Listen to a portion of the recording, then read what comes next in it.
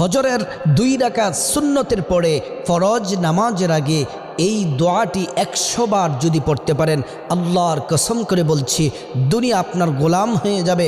টাকা পয়সা অর্থ সম্পদ আল্লাহর কাছে যদি আপনি চাইতে পারেন, প্রাণ খুলে আপনি যা চাইবেন এই দোয়ার বরকতে রসুলের জবানে বলেছেন আপনি যা আল্লাহর কাছে বলবেন আল্লাহ তাই কবুল করবেন।